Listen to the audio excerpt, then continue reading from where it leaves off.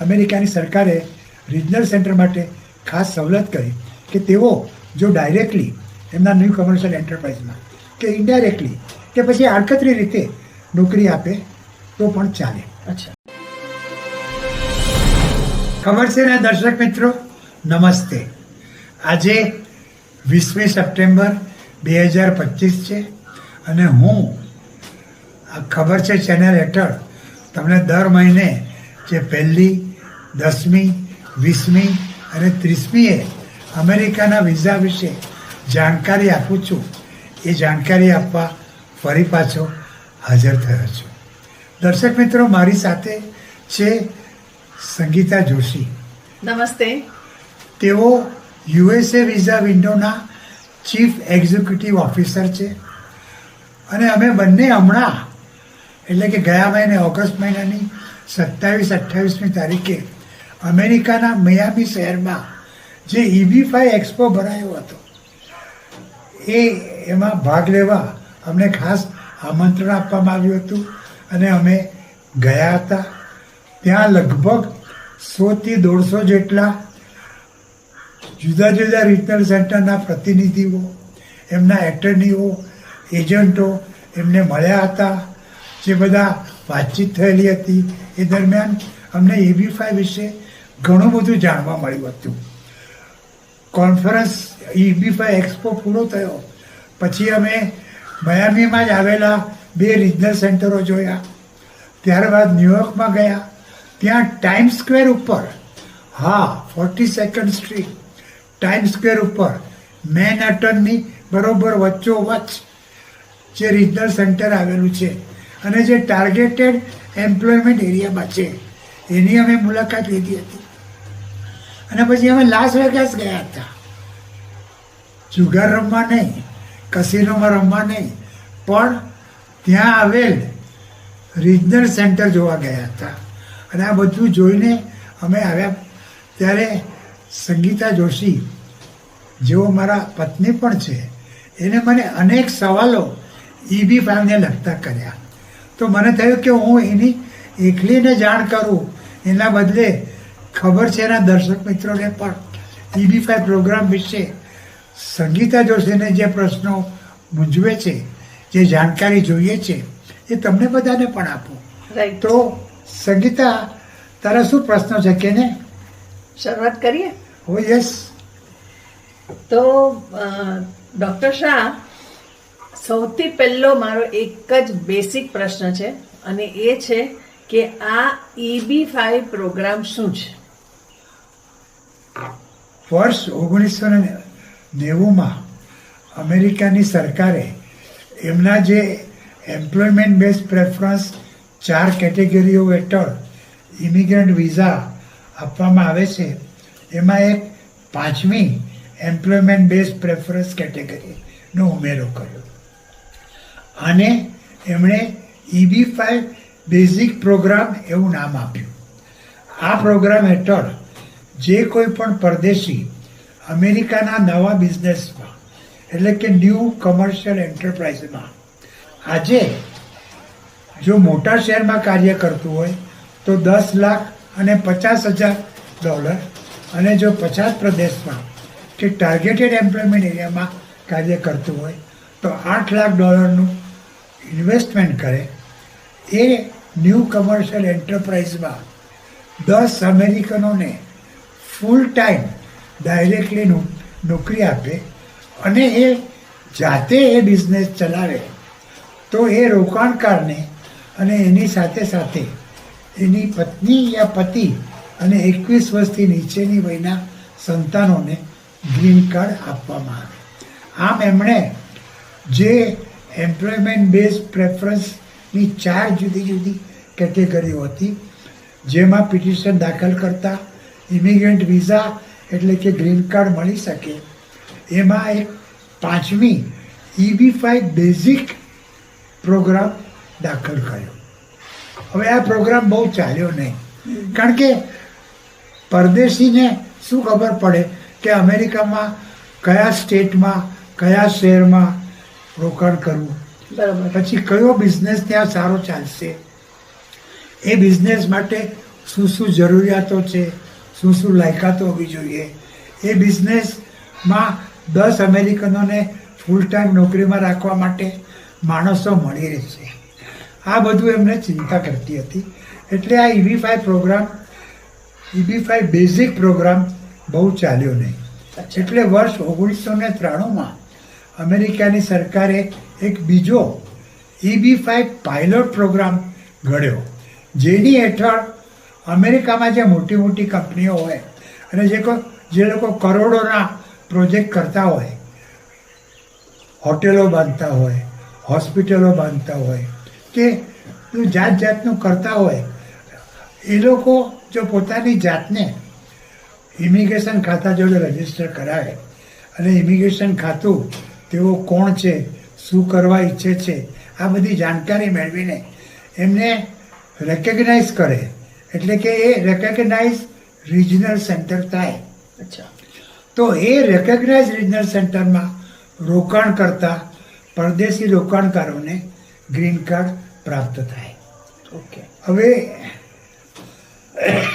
જે 10 અમેરિકનોને નોકરીમાં રાખવાની શરત હોય એ રિજનલ સેન્ટરો માટે થોડી હળવી કરવામાં આવી, કારણ કે એ લોકો 25-50 લોકો આગળથી ઇન્વેસ્ટમેન્ટ લેતા હોય, એટલે એટલા બધા માણસોને તો નોકરીમાં રાખી ન શકે. એટલે અમેરિકાની સરકારે રિજનલ સેન્ટર માટે ખાસ સવલત કરી કે તેઓ જો ડાયરેક્ટલી એમના ન્યૂ કમર્શિયલ એન્ટરપ્રાઇઝમાં કે ઇનડાયરેક્ટલી કે પછી આડકતરી રીતે નોકરી આપે તો પણ ચાલે. આ EB-5 પ્રોગ્રામ હેઠળ રોકાણ કરતાં 3-4 વર્ષની અંદર ગ્રીન કાર્ડ મળી શકે. એ ગ્રીન કાર્ડ કન્ડિશનલ 2 વર્ષની મુદતનું હોય. 2 વર્ષ પૂરા થાય એટલે રોકાણકારે અરજી કરીને દેખાડી આપવું પડે કે એણે જે રોકાણ કર્યું છે એ પાછું ખેંચી નથી લીધું. અને જો બેઝિક પ્રોગ્રામમાં રોકાણ કર્યું હોય તો એને પોતે એ નવા કમર્શિયલ એન્ટરપ્રાઇઝમાં 10 અમેરિકનોને ડાયરેક્ટલી નોકરી આપી છે. અને જો રિજનલ સેન્ટરમાં રોકાણ કર્યું હોય તો એવું દેખાડી આપવું પડે કે રિજનલ સેન્ટરે એમના વતી 10 અમેરિકનોને સીધી યા આડકતરી રીતે નોકરી આપી છે. એ દેખાડી આપતા એ ગ્રીન કાર્ડ કાયમનું કરવામાં આવે, અને ગ્રીન કાર્ડ કાયમનું થાય એટલે રિજનલ સેન્ટર એમની રોકાણની રકમ એમને પાછી આપે. પાછી આપી દે. અમુક રિજનલ સેન્ટરો રોકાણની રકમ ઉપર વ્યાજ પણ આપે છે, પણ એ નજીવું હોય, 0.5%, 1% કે 2% જેટલું હોય. કોઈ રિજનલ સેન્ટરો 9% વ્યાજ આપવાની ઓફર કરે છે, પણ આવા રિજનલ સેન્ટરોમાં રોકાણ કરતાં તમારે ખૂબ જ સાવધાની રાખવી જોઈએ, કાળજી કરવી. અને હા, આ રોકાણની રકમ ઉપરાંત રિજનલ સેન્ટરો એમની એડમિનિસ્ટ્રેટિવ ફી તરીકે લગભગ $80,000 રોકાણકારો આગળથી લે છે. એમના એટર્નીઓ જે રોકાણકારો વતીથી પિટિશન દાખલ કરે છે તે લોકો $20,000 થી $25,000 એમની ફી લે છે. એ પિટિશનની ફાઇલિંગ ફી આપવાની હોય છે, જે પણ ખાસી એવી મોટી $1,000-1,500 જેટલી છે. અને બીજો થોડો મારા ખ્યાલથી 11,160 છે. રાઈટ, તે બરાબર યાદ રાખેલું છે. અને આ બધી જે રકમો હોય એ પાછી ના મળે, ખાલી રોકાણની રકમ પાછી મળે. તો આ આખો EB-5 પ્રોગ્રામ છે. હા, તો EB-5 પ્રોગ્રામ શું છે એની તો જાણકારી અમને મળી, પણ હવે મારે એક વસ્તુ જાણવી છે. મને આ સાંભળ્યા પછી એક સવાલ થાય છે કે EB-5 બેઝિક પ્રોગ્રામ એટલે શું? એ હજી શું ચાલુ છે? હા, બેઉ પ્રોગ્રામ, EB-5 બેઝિક પ્રોગ્રામ અને EB-5 પાયલોટ પ્રોગ્રામ, બંને પ્રોગ્રામ ચાલુ છે. પણ પરદેશીઓ મોટા ભાગે EB-5 પાયલોટ પ્રોગ્રામ એટલે કે રિજનલ સેન્ટર પ્રોગ્રામ હેઠળ રોકાણ કરીને ગ્રીન કાર્ડ મેળવવાનું પસંદ કરે છે. EB-5 બેઝિક પ્રોગ્રામમાં બહુ ઓછા લોકો રોકાણ કરે છે, પણ એ પ્રોગ્રામ પણ ચાલુ છે. અચ્છા, કારણ કે એ વધારે રિજનલ સેન્ટરમાં રોકાણ કરવું વધારે સહેલું પડતું હશે હા. એ લોકોને, અને સહુલિયત થઈ જતી હશે. તો હવે મારો એક નવો સવાલ છે કે EB-5, તમે એમ કહ્યું કે EB-5 પ્રોગ્રામમાં રોકાણ કરતા આપણને ગ્રીન કાર્ડ મળી જાય છે, તો શું આ ગ્રીન કાર્ડ ગેરંટીથી મળશે જ? બધા લોકોને આ પ્રશ્ન થશે, આટલા કરોડો રૂપિયાનું જો ત્યાં ઇન્વેસ્ટમેન્ટ કરતા હોય તો ગ્રીન કાર્ડ માટે કરતા હોય તો ગ્રીન કાર્ડ તો મળવું જોઈએ ને. જો EB-5 પ્રોગ્રામની બધી શરતો પાલન કરવામાં આવે અચ્છા, તો જરૂરથી ગ્રીન કાર્ડ, જરૂરથી ઇન્વેસ્ટરોને ગ્રીન કાર્ડ મળે. અચ્છા, પણ જો 10 અમેરિકનોને નોકરીમાં સીધી યા આડકતરી રીતે રિજનલ સેન્ટરો નોકરીમાં ન રાખે, કાં તો એમાં બધા ગોટાળા કરે, કાં તો પછી જે પેલા ઇન્વેસ્ટમેન્ટની રોકાણની રકમ હોય એ બીજે કશે વાપરી નાખે. અને રિજનલ સેન્ટરોએ ઘણું બધું શરતો પાળવવાની હોય છે. એટલે રિજનલ સેન્ટરો જો બધી શરતોનું પાલન કરે, 10 અમેરિકનોને સીધી યા આડકતરી રીતે એમના નવા પ્રોજેક્ટમાં નોકરી આપે અને ઇન્વેસ્ટરો રોકાણની રકમ સઘળી યા થોડી ઘણી પણ પાછી ખેંચી ન લે તો ઓફકોર્સ એમને ગ્રીન કાર્ડ મળશે જ. આજ સુધીમાં સેંકડો લોકોને ગ્રીન કાર્ડ મળ્યા છે EB-5 બેઝિક પ્રોગ્રામ હેઠળ તેમજ EB-5 પાયલોટ પ્રોગ્રામ હેઠળ. ઓકે, એટલે આ ગ્રીન કાર્ડ મેળવવાનો સૌથી સહેલો રસ્તો છે, બરાબર ને? પણ આ પ્રોગ્રામ રિજનલ સેન્ટરનો આ જે ગ્રીન કાર્ડનો EB-5 પ્રોગ્રામ છે એમાં ઇન્વેસ્ટ કરતા પહેલા તમારે કઈ કઈ તકેદારી રાખવી, અને તમે જે રોકાણ કરેલા આટલા કરોડો રૂપિયા છે, હું તો રૂપિયાની જ વાત કરું કારણ કે ઇન્ડિયામાં છીએ એટલે, તો એ પૈસા ગેરંટીથી પાછા મળે જ છે કે નહીં એ મારે જાણવું છે.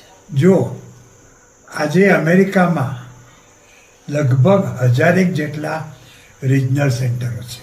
ઓકે, કારણ કે 5-7 વર્ષ માટે વગર વ્યાજે કોઈ પણ જાતની સિક્યોરિટી વગર તમને $10,50,000 યા તો $8,00,000 વાપરવા મળે છે, તમારા પ્રોજેક્ટમાં ખર્ચો કરવા માટે મળે છે. બરાબર. એટલે બધા જ લોકો, જે લોકો મોટા પ્રોજેક્ટ કરતા હોય છે એ લોકો રિજનલ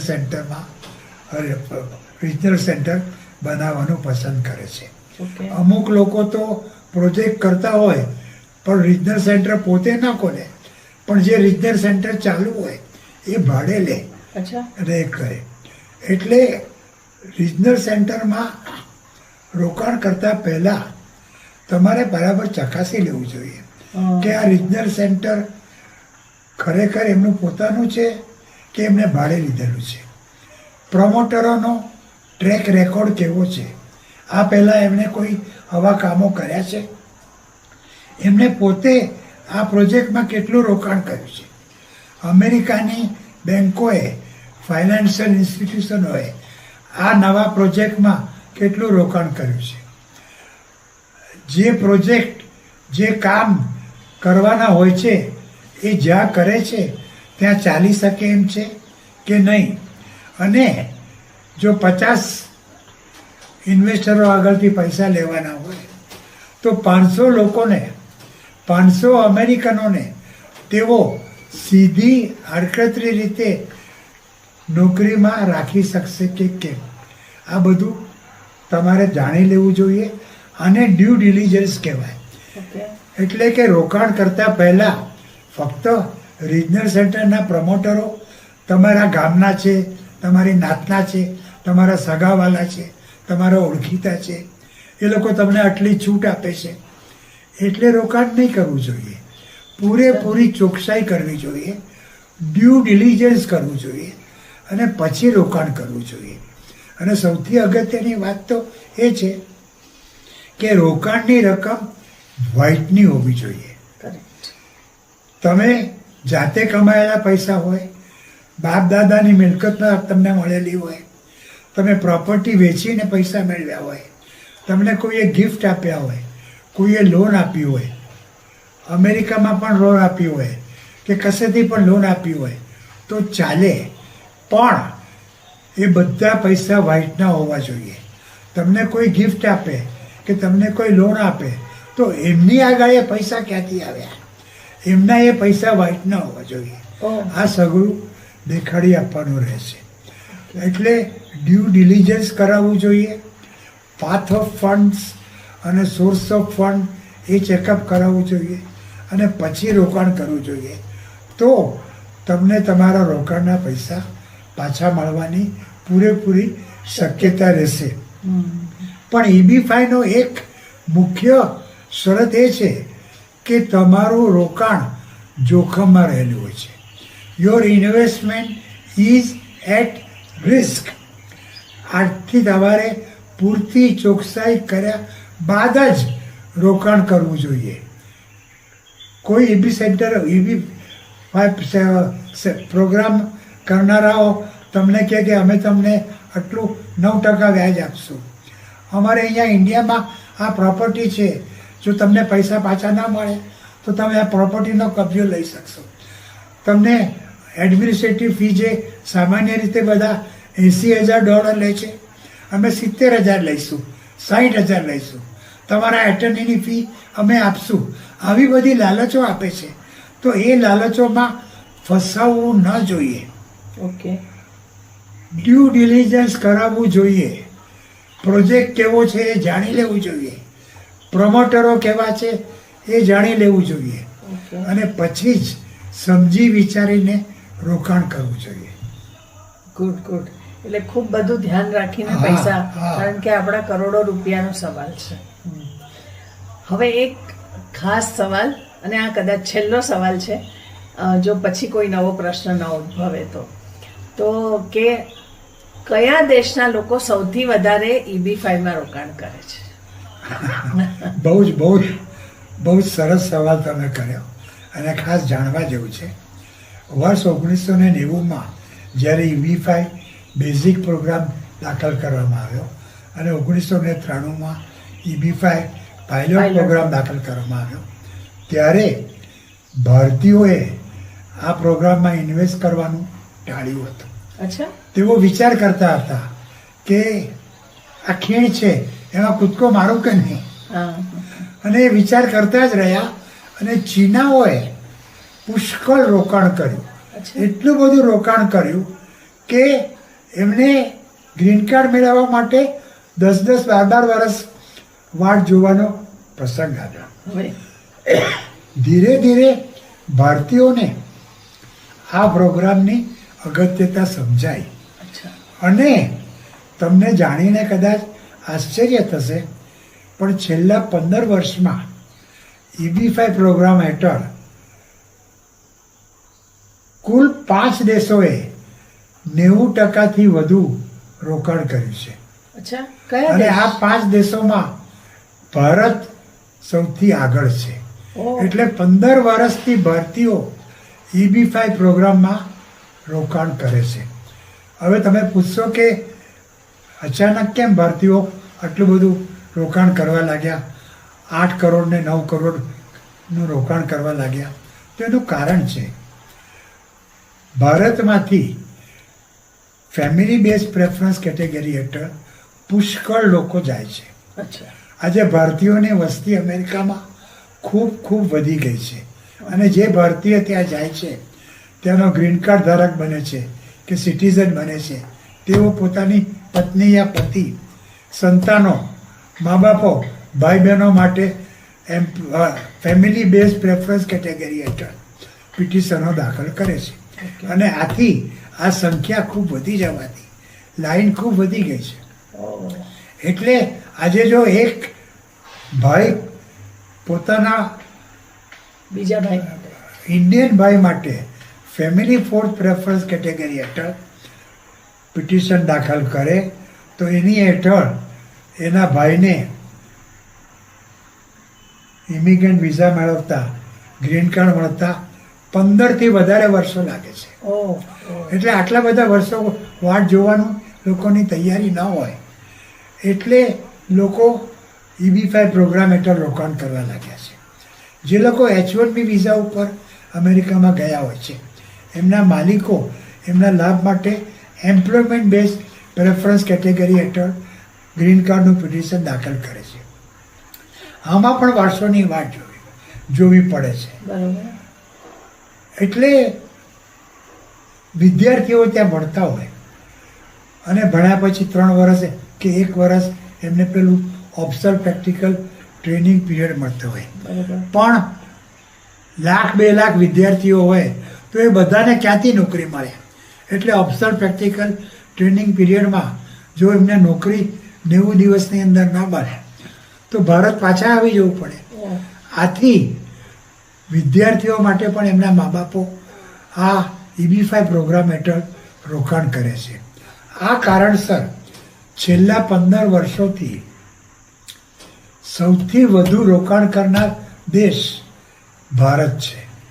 ભારતમાં ગુજરાતમાંથી, પંજાબમાંથી અને દક્ષિણ ભારતમાંથી ખૂબ મોટા પ્રમાણમાં લોકો EB-5 પ્રોગ્રામ માટે રોકાણ કરે છે. અને જો તમે અમેરિકામાં કોઈ વેલિડ વિઝા ઉપર હો, દાખલા તરીકે F-1 સ્ટુડન્ટ વિઝા પર હો કે H-1B વિઝા પર હો કે L-1 વિઝા પર હો કે બીજા કોઈ પ્રકારના વિઝા ઉપર, નોન ઇમિગ્રન્ટ વિઝા ઉપર તમે અમેરિકામાં ગયા હો, ત્યાં રહેતા હો અને એ વખતે જો તમે તમારા લાભ માટે રોકાણ કરીને EB-5 પ્રોગ્રામ હેઠળ પિટિશન દાખલ કરો તો પછી તમે ત્યાં રહી શકો છો. તમારું પિટિશન એપ્રૂવ થતાં 2-4 વર્ષ લાગે તો તમારે પાછા તમારા દેશમાં આવી જવાની જરૂર નથી રહેતી. તમે ત્યાં જ રહી શકો છો. પિટિશન એપ્રૂવ થાય એટલે તમારું સ્ટેટસ નોન ઇમિગ્રન્ટમાંથી ઇમિગ્રન્ટ કરાવી શકો છો અને ગ્રીન કાર્ડ મેળવીને ત્યાં રહી શકો છો. આથી છેલ્લા 15 વર્ષમાં ભારતીયો સૌથી વધુ EB-5 પ્રોગ્રામ હેઠળ રોકાણ કરે છે. અને મને કહેતા ગર્વ થાય છે કે મહારાષ્ટ્રમાં એટલે કે મુંબઈમાં ખાસ અને ગુજરાતમાં આ EB-5 પ્રોગ્રામ વિશે સૌ પ્રથમ જાણકારી આપનાર વ્યક્તિ હું હતી. એટલે જો તમારી આગળ પૈસા હોય, તમારા અમેરિકન સ્વપ્ન હોય, તમે અમેરિકાનું ગ્રીન કાર્ડ મેળવીને ત્યાં કાયમ રહેવા ઈચ્છતા હો તો EB-5 પ્રોગ્રામ એક બહુ જ સારો, સરળ અને ઝડપી રસ્તો છે. તમારે પણ જો રોકાણ કરવું હોય, મારી આગળ પૈસા નહીં માગતા. તો દર્શક મિત્રો, ખબર છે ના દર્શક મિત્રો, તમારામાંથી જો કોઈને અમેરિકામાં કાયમ રહેવા જવું હોય, ગ્રીન કાર્ડ મેળવવું હોય તો ટેન્શન નહીં લેતા ના, મેં હું ના. અને મારો મોબાઈલ નંબર છે 9820419469 અને ઈમેલ એડ્રેસ છે sudhirsha1940@gmail.com. હું દર મહિને 1 દિવસ સુરત અને 1 દિવસ અમદાવાદ કન્સલ્ટેશન માટે આવું છું. તમારે જો મને કન્સલ્ટ કરવા હોય તો તમે સુરત કે અમદાવાદમાં મને કન્સલ્ટ કરી શકો છો. મુંબઈમાં પણ મારી ઓફિસમાં એપોઇન્ટમેન્ટ લઈને આવો અને મને કન્સલ્ટ કરો. હા, આગલા મહિનાથી હું બારડોલીમાં પણ કન્સલ્ટેશન માટે 1 દિવસ માટે આવવાનો છું. તો 1 તારીખે મારી ઓફિસમાં ફોન કરીને જાણી લો કે એ મહિને હું સુરત, બારડોલી અને અમદાવાદ કઈ તારીખે જવાનો છું. તમે મને ત્યાં પણ મળી શકો છો. તો અમેરિકાના EB-5 પ્રોગ્રામ વિશે, અરે EB-5 પ્રોગ્રામ શું કામ, અમેરિકાના કોઈ પણ જાતના વિઝા વિશે, અમેરિકાના ઇમિગ્રેશનના કાયદા વિશે તમને કંઈ પણ મૂંઝવણ હોય, કંઈ પણ મદદ જોઈતી હોય કાયદાકીય, તો ડોન્ટ ટેક ટેન્શન. મેં હું ના